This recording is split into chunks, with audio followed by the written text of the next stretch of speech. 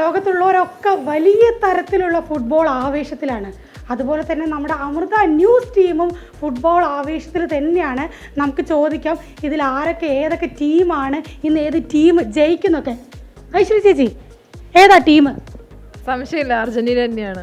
സംശയമൊന്നുമില്ലല്ലോ അല്ലേ? അത് അർജന്റീന ഫൈനലിൽ എത്തിയോണ്ട് പെട്ടെന്ന് മാറിയതാണോ, അല്ലെങ്കിൽ അങ്ങനെയല്ല, അതായത് അതുല്യ ചില ആൾക്കാരൊക്കെ ഇങ്ങനെ യൂണിഫോം മാറി മാറി കളിക്കുന്നുണ്ട്. പക്ഷേ നമുക്ക് അർജന്റീന മെസ്സി എന്ന് പറഞ്ഞു കഴിഞ്ഞാൽ ആ ഒറ്റ വികാരം മാത്രമേ ഉള്ളൂ. അതായത് ഞാൻ ജനിക്കുമ്പോൾ, അതായത് 1994 മെസ്സിക്ക് 6 വയസ്സ്, അന്ന് മെസ്സി കളിക്കളത്തിലേക്ക് ഇറങ്ങിയതാണ്. ഈ ഒരു ഫുട്ബോൾ എന്ന മാന്ത്രിക ലോകത്തേക്ക് ഇറങ്ങിയതാണ്. ഇന്ന് ആ മനുഷ്യൻ എവിടെ നിൽക്കുന്നു, അർജന്റീന എന്ന ടീമിനെ എവിടെ എത്തിച്ചിരിക്കുന്നു.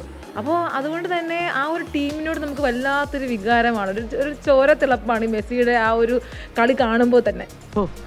ഭയങ്കരം തന്നെ. അടുത്ത നമുക്ക് ശ്രീജ ചേച്ചി അർജന്റീനയുടെ കടുത്ത ആരാധിക്കുന്നതാണ് ഞാൻ അറിഞ്ഞത്. ശ്രീജ ചേച്ചി, ഇന്ന് അർജന്റീന തന്നെ ജയിക്കും? ഒരു സംശയവും വേണ്ട, അർജന്റീനയെ ജയിക്കും. ശുഭപ്രതീക്ഷ, 100% വിജയം, അതിൽ കുറഞ്ഞൊന്നുമില്ല. ഉറപ്പാണ്. എങ്ങനെയാ അർജന്റീന ആയത്? അർജന്റീന ആയെന്ന് വെച്ച് കഴിഞ്ഞാൽ കുഞ്ഞിലെ തൊട്ടേ അച്ഛൻ്റെ ഒപ്പം ഇരുന്ന് കളി കാണുമ്പോൾ തൊട്ടേ അച്ഛൻ ഭയങ്കര അർജന്റീനൻ ഫാനായിരുന്നു. ആ ഇഷ്ടം എന്നിലേക്ക് വന്ന് പതിയെ പിന്നെ മെസ്സിയും കൂടെ അങ്ങ് ചേർന്നപ്പോൾ അത് ഭയങ്കര ആവേശമായി, വലിയ ഇഷ്ടമായി. പിന്നെ അർജന്റീന ജയിക്കും എന്ന് പറയുന്നതിൻ്റെ ഒരു കാര്യം ഞാൻ പറയട്ടെ. നമുക്കറിയാം, കേപ്പ് വെർദെ തോൽപ്പിക്കാൻ സാധിക്കാത്തത്, സ്പെയിൻ ആകെ തോൽപ്പിക്കാൻ സാധിക്കാത്തത് കേപ്പ് വെർദെ മാത്രമാണ്. നമുക്കറിയാം, സമനിലയായിരുന്നു അവരുടെ മത്സരം. ആ കേപ്പ് വെർദെ തകർത്തടിച്ച് ജയിച്ച ആൾക്കാരാണ് നമ്മൾ. അപ്പം നമുക്ക് സ്പെയിൻ എന്ന് പറയുന്നത് പൂ പറിക്കുന്നത് പോലെ സിമ്പിൾ. എത്ര ഗോളിന് ജയിക്കുന്ന തോന്നുന്നത്? ഒരു മിനിമം ഒരു 3 ഗോളെങ്കിലും കയറും. നിങ്ങൾ ഇവിടെ ആരെങ്കിലും ബെറ്റൊക്കെ വെച്ചിട്ടുണ്ടോ ന്യൂസ് ടീമിൽ? ബെറ്റ് വെക്കേണ്ട കാര്യമില്ല, നമ്മൾ ജയിക്കുമെന്ന് ഉറപ്പുള്ള മത്സരത്തിന് പിന്നെ നമ്മൾ അതിൻ്റെ വേറെ കാര്യങ്ങളൊന്നുമില്ല. ഇവിടെ അർജന്റീന ഫാൻസ് മാത്രമാണോ, അല്ലെങ്കിൽ സ്പെയിൻ ഫാൻസ് ഉണ്ടോ? പ്രവീൺ ചേട്ടാ, നിങ്ങൾ സ്പെയിൻ ഫാൻ ആണെന്നാണ് ഞാൻ അറിഞ്ഞത്. അല്ലല്ല, ഏതെങ്കിലും ഒരു രാജ്യത്തിൻ്റെ ആളായിട്ട് കളി കാണുന്നത് എന്നെ അവസാനിപ്പിച്ചിട്ടുണ്ട് കുറേ കാലമായിട്ട്. അങ്ങനെയല്ല, നല്ല ഒരു മത്സരമാകണം, നല്ലൊരു മത്സരമാണ് രാത്രി കാണേണ്ടത് എന്ന് ആഗ്രഹമുണ്ട്. ഈ സീസണിൽ തന്നെ ഈ ലോകകപ്പിൽ ഒരുപാട് നല്ല മത്സരങ്ങൾ കഴിഞ്ഞു. അതുപോലെ വളരെ നല്ലൊരു മത്സരം പ്രതീക്ഷിക്കുന്നു. അതിൻ്റെ ഒരു ആവേശം മാത്രമാണുള്ളത്. സ്പെയിനാവട്ടെ അർജന്റീന ആവട്ടെ കളിച്ച് ജയിച്ച് ഒരു ടീം കപ്പെടുക്കുന്നത് കാണാം. എങ്ങനെയുണ്ടാവും നമ്മുടെ ഇന്നത്തെ കളി? ഏത് ടീമാണെന്നൊക്കെ പറയോ? ഞാൻ സ്പെയിനെ സപ്പോർട്ട് ചെയ്യുന്നു. കാരണം സ്പെയിൻ ഈ ലോകകപ്പിൽ അർജന്റീനയെ വെച്ച് നോക്കുമ്പോൾ വളരെ നല്ലൊരു കളിയാണ് കളിച്ചത്. പിന്നെ ആകെ ഒരു ഗോൾ മാത്രമാണ് സ്പെയിൻ വഴങ്ങിയിട്ടുള്ളത്. അങ്ങനെ വെച്ച് നോക്കുമ്പോൾ അർജന്റീന ഈജിപ്തിൻ്റെ കൂടെയൊക്കെ കുറേ ഗോൾ വഴങ്ങിയിട്ടുണ്ട്. അപ്പോൾ സ്പെയിനോട് കൂടെ കളിക്കുമ്പോൾ സ്പെയിൻ ജയിക്കാനാണ് ചാൻസ് എന്നാണ് ജമാൽ കൊണ്ടുപോകും. ജൂബിക്ക് എന്താണ് പറയാനുള്ളത്? ആര് ജയിക്കും?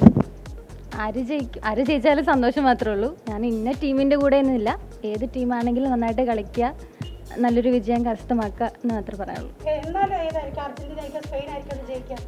എനിക്ക് സ്പെയിൻ ജയിക്കണമെന്നാണ് ആഗ്രഹം.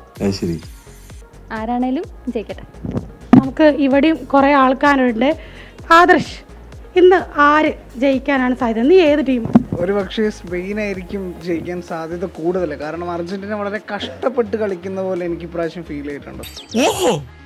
സോ ഞാൻ സ്പെയിൻ്റെ കൂടെയാണ് ഓൾറെഡി. ഇപ്രാവശ്യം സ്പെയിനാണ്. ന്യൂസ് ടീമിൽ തന്നെ ബഹളം ഉണ്ടാക്കാവുന്ന ഒരു സെന്റൻസ് ആണ് തോന്നുന്നു. പലരും ഇവിടെ കണ്ണൊക്കെ തള്ളിയിരിക്കുന്നു.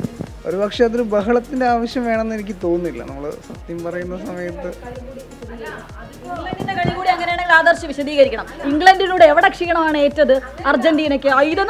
ബ്രസീൽ, പോർച്ചുഗൽ ഫാൻസ് ഒക്കെ ഇപ്പോൾ സ്പെയിൻ്റെ കൂടെയാണ്. നമ്മൾ ട്രോളുകളിലൊക്കെ കാണുന്നില്ലേ?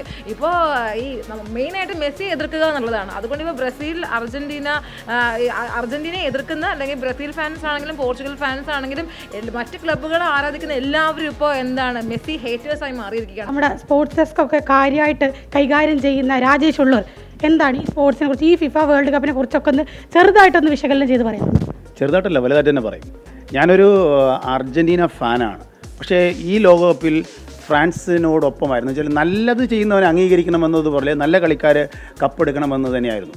ഫ്രാൻസ് നല്ല ഇതുപോലെ കളിച്ച് വന്നതായിരുന്നു. എന്താണെന്നറിയില്ല, അവസാന സമയത്ത് അവരുടെ ഒരു ഒത്തൊരുമയൊക്കെ നഷ്ടപ്പെട്ടു പോയി. അങ്ങനെ അവർക്കിപ്പം 4ാം സ്ഥാനത്തേക്ക് പോകേണ്ട ഗതിയായി. പക്ഷേ എങ്കിൽ പോലും അർജന്റീനൻ ഫുട്ബോളിനെ ഇഷ്ടപ്പെടുന്ന ഒരുത്തനാണ്. അത് നമ്മുടെ പ്രായം കൊണ്ടോ കാലം കൊണ്ടോ ഇഷ്ടപ്പെട്ടു പോയതാണ്. ഒരു കാലഘട്ടത്തിൽ ബ്രസീലായിരുന്നു, അന്നൊക്കെ നല്ല മികച്ച ടീമുകളുണ്ടായിരുന്നു. അതിന് ശേഷമൊക്കെ അവർ ശോഷിച്ചു പോയപ്പോഴത്തേക്കും ഞാൻ ഇവരുടെ ഫുട്ബോളിനെ ഇഷ്ടപ്പെട്ടു. അത് ഈ നമ്മുടെ ഇതിഹാസം മിസിക എന്ന് പറയുന്ന ലയണൽ മെസ്സിയുടെ ഒരു കളി തന്നെയാണ് പ്രധാന കാരണം. മാത്രമല്ല അവർക്കൊപ്പം ഒത്തൊരുമയോടുള്ള നിരവധി താരങ്ങളുണ്ട്. പേരെടുത്ത് പറയാൻ പ്രത്യേകിച്ച് 10-15ഓളം പേരുകൾ പറയേണ്ടി വരും. അപ്പോൾ അവരുടെയൊക്കെ കളി തന്നെയാണ്. ഏറ്റവും അർഹതയുള്ള ടീം ഇപ്പോൾ പറയുന്നത് അർജൻറ്റീന തന്നെയാണ്. കാരണം അവരുടെ കളി അത്രയ്ക്ക് ഞാൻ ഏകദേശമുള്ള കളികളൊക്കെ കണ്ടതാണ്. അപ്പോൾ കണ്ടതിൽ വെച്ചിട്ട് മികച്ച ഒരു പ്രകടനം നടത്തുന്നത് അർജൻറ്റീനയാണ്. കപ്പ് കിട്ടാൻ സാധ്യത ഉള്ളത്, ഒരു മുൻതൂക്കമുള്ളത് അർജൻറ്റീന. എന്തെങ്കിലും സ്പെയിനിനെ തള്ളിക്കളയാൻ പറ്റില്ല. അത് രണ്ട് കാര്യങ്ങളാണ്.